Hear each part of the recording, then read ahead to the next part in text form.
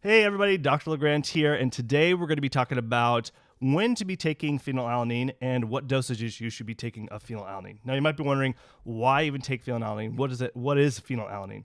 Well, it's an amino acid, and typically what I usually will take is a form of DL-Phenylalanine. And it has a combination of two forms of different phenylalanine that helps mostly helping building dopamine levels. So let's kind of dive in really what's going on in the brain and going on through the neurotransmitter pathways of why you should maybe consider taking phenylalanine. As we can see here, this is the neurotransmitter pathway.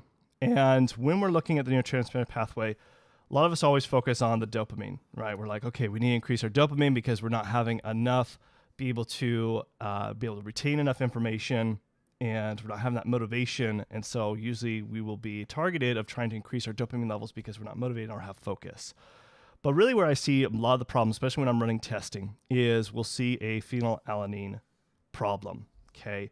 Now, what is phenylalanine? Like I said, I mentioned it's amino acid, and it does help with building an tyrosine to L-dopa to dopamine. Okay. So those are usually the areas that have to be addressed when it comes to helping with building dopamine levels. And more often than not, I will see a phenylalanine, specifically where the levels are low, is PEA. Phenethylamine, which basically is built off of from phenylalanine. And especially with people with ADHD, depression, those areas are going to be shown where PEA levels are going to be low with those types of people. So when we see the testing on that, we will supplement something like DL-Phenylalanine, okay? And that's where we see that. So that's why it's important to look at testing first and to determine if you need to take it or not. A lot of people will address by taking tyrosine, L-tyrosine, but that's not always the case. That needs to be addressed. A lot of times it is phenylalanine is the issue. So what we have to also look at is, okay, now that we know that there is a need for phenylalanine in the first place, what is the dosages and what I recommend? So phenylalanine, when we see like the research, for example, research will usually tell us that, anywhere from 200 to 250 milligrams per day is what they would test out. And they would test this with depression, anxiety, even ADHD, where I've seen it, where they would test these different types of functions to see if actually phenylalanine can help. And they did see improvements within just this small of dosages. Now, when I'm running the testing and I'm seeing, okay, your PA levels are significantly low, so going back to this, when we are seeing the PEA levels really low and plummeting on the low end, then we know we need to have a higher dosage, okay? So when we know that, usually typically for me, I will dose anywhere from 2,000 to even up to 4,000 milligrams per day. Okay. That's when we see someone who is really low in PEA levels. And because phenylalanine is going to help build those PEA levels, and going back here, ultimately is going to help increase dopamine levels, where a lot of us people who have ADHD tend to have issues with focus, motivation, and that's going to be in that case. Now, what's interesting about this is a lot of the ADHD medications people take is only targeting specifically dopamine and norepinephrine. But what I find is not always the case is the problem is where dopamine and norepinephrine being low. That's not always the case. Where I find is PA levels being low. Okay. And by targeting this first, we can see a big difference. That is if your course have that situation. Now you might be, okay, what do you recommend as far as when should you be taking it?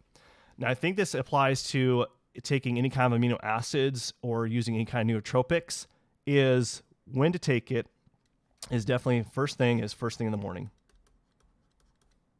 Okay, so first thing in the morning is going to be key because that's when you want to have the most focus. Productivity is very first thing in the morning. That's when I will take it, is very first thing. Then usually what I will recommend to patients, because I get usually midday, it's hard for people to remember to take it, so I'll have them take it at night. But if you can, when you have that midday crash, so whether that's, 1 p.m. or 2 p.m., that's when you take the second dose. Take, second dosage. Okay, that's what I would recommend as far as when you should be taking it. Okay, because then that helps you the next way to be able to feel, okay, great. Now I'm feeling that crash. So therefore, let's take that second dosage. And that's how you should split it. Now, you don't want to take it all at once because, you want to benefit throughout the day of taking something like phenylalanine or any type of amino acid, is taking it first thing in the morning. And then if you can, ideally, if you can remember, is take it in that midday when you have that midday crash. So if you roughly crash at 2 o'clock or 3 o'clock, take it, 30 minutes before that time happens. Now, if you can't remember to take it in the midday, then definitely take it at night because you want to be able to get the amount that you need. Okay, so those are the things as far as when it comes to looking at specifically of when to take it, how much dosage of taking phenylalanine, and again, why it's so important to take something like phenylalanine. So the reason why it's so important is because it's helping building your dopamine levels. Okay, that's what it's specifically doing. And when you're trying to use such things as nootropics, you got to look at things that are, where does it make sense? And this is where it makes sense for most people, is by taking it. So that is what I want you guys to understand, is coming to understand that phenylalanine is critical. But you might be in a situation where you're like, you know what? I am struggling as far as focus and productivity, and I just don't know what to take, what to do, what foods to take, what foods to implement. And I have a free guide in the description below for you guys that you can download. And it is my focus guide that goes over the labs you should be running to understand if there's things that are being missed when it comes to understanding your focus situation. Also, what foods to implement, what foods to avoid, what other supplements you can help to improve your focus and productivity. But that's in the description below. Hope you guys benefit from that, and I will see you guys next time.